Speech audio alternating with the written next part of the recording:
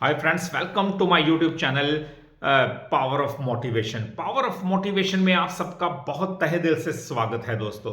तो फ्रेंड्स, आज के इस वीडियो के अंदर हम बात करेंगे टेलीकॉम सेक्टर के अंदर नंबर 3 की कंपनी वोडा आइडिया के बारे में। जी हाँ, वोडा आइडिया के मर्जर के बाद जो कंपनी बनी वोडा आइडिया हुई दोस्तों। अब वोडाफोन आइडिया दमदार बिजनेस वाली कंपनी बन चुकी थी दोस्तों, पर इनके कस्टमर्स क्लाइंट लिस्ट कम होती गई क्योंकि कंपनी बहुत पिछड़ चुकी है दोस्तों जियो एयरटेल के मुकाबले में। पिछड़ी क्यों? क्योंकि कंपनी अभी फंड्स की कमी से जूझ रही है, हैवी डेप्थ है कंपनी के ऊपर, कर्जा ज़्यादा है और कंपनी अभी 4G पे काम करती हुई दिखी थी। 4G को लॉन्च किया कंपनी ने, अब 5G कंपनी लॉन्च नहीं कर पाई है। इसके विपरीत जियो एयरटेल 5G लॉन्च कब का कर चुके हैं, 6G पे वो काम कर रहे हैं दोस्तों। तो इस वजह से जो कस्टमर्स हैं उनको लेटेस्ट सर्विस चाहिए होती है और कस्टमर्स जो हैं दोस्तों वोडा आइडिया के वो जो हैं जियो एयरटेल की तरफ अग्रसर हुए, उनके कस्टमर्स बन गए। और जो कस्टमर को प्लान्स महंगे लग रहे थे टैरिफ की वजह से, टैरिफ प्लान हाइक जब किया था कंपनियों ने, पर BSNL के टैरिफ प्लान जो हैं सस्ते हैं, कई कस्टमर्स BSNL की तरफ भी चले गए। पर बात करूं वोडा आइडिया की, इसी वजह से कि कंपनी अभी 5G को नहीं लॉन्च कर पाई, उसी वजह से इनके कस्टमर्स टूटते हुए नजर आए, जिससे कंपनी का revenue, client list, customer list और इनका बिजनेस काफी खराब होता हुआ दिखा था दोस्तों। क्वार्टर टू क्वार्टर रिजल्ट भी कोई अच्छे नहीं आ रहे वोडाफोन आइडिया के।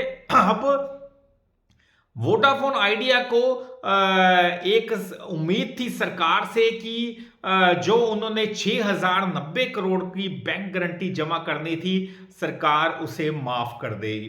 पर सरकार ने किसी तरह की कोई भी राहत देने का इनकार कर दिया है दोस्तों। सरकार की तरफ से 2015 के बाद स्पेक्ट्रम के लिए बैंक गारंटी देनी थी दोस्तों, जो सरकार ने माफ करने से इनकार कर दिया है। यानी 2015 के बाद जो स्पेक्ट्रम के लिए फीस देनी थी वो 6090 करोड़ रुपए की थी वोडा आइडिया के लिए, पर सरकार से उन्होंने गुहार लगाई थी कि ये माफ कर दी जाए। सरकार ने इसे माफ करने से मना कर दिया है।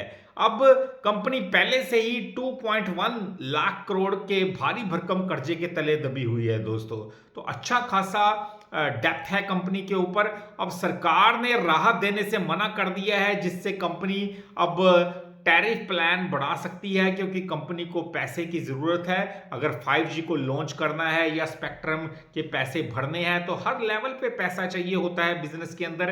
तो अब कंपनी के पास कोई चारा नहीं बचा मार्केट में टिके रहने के लिए। चारा यही है कि वो टैरिफ प्लान हाइक करती है, यानी बढ़ाती है, तो जिससे कस्टमर्स को ये काफ़ी नुकसान हो सकता है अगर Voda idea tariff plan hike करती है। यानी उनके जो क्लाइंट्स हैं उनको महंगे प्लान मिलेंगे, वो भी अभी 4G के प्लान है दोस्तों। 5G के अंदर तो कुछ भी नहीं इन्होंने किया, सिर्फ 5G के अंदर ये अपने एक्सपेरिमेंट्स कर रहे हैं। अभी आगे जल्द लॉन्च कर सकते हैं, फिलहाल नहीं किया। अब टैरिफ प्लान अगर 4G के अंदर ही ये कंपनी बढ़ा देती है तो इनके जो कस्टमर्स हैं वो कंपनी से मुख मोड़ सकते हैं, यानी हाथ पीछे खींच सकते हैं। वो जियो एयरटेल और BSNL का उनके पास अच्छी ऑप्शन है, तो वहां जा सकते हैं जो पहले उन्होंने किया। अब और कस्टमर भी टूट सकते हैं अगर टैरिफ प्लान कंपनी हाइक करती है तो दोस्तों सरकार की तरफ से कोई भी कंपनी को ये स्पेक्ट्रम की नीलामी के पैसे में राहत नहीं दी गई।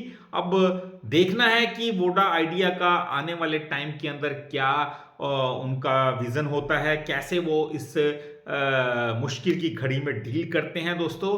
तो फ्रेंड्स, कंपनी का बिजनेस मैं कहूँ तो अच्छा है, बिजनेस मॉडल में कंपनी बेहतरीन है और 5G पे लगातार काम कर रही है और जल्द से जल्द ये कंपनी लॉन्च करती हुई दिखाई देगी 5G को।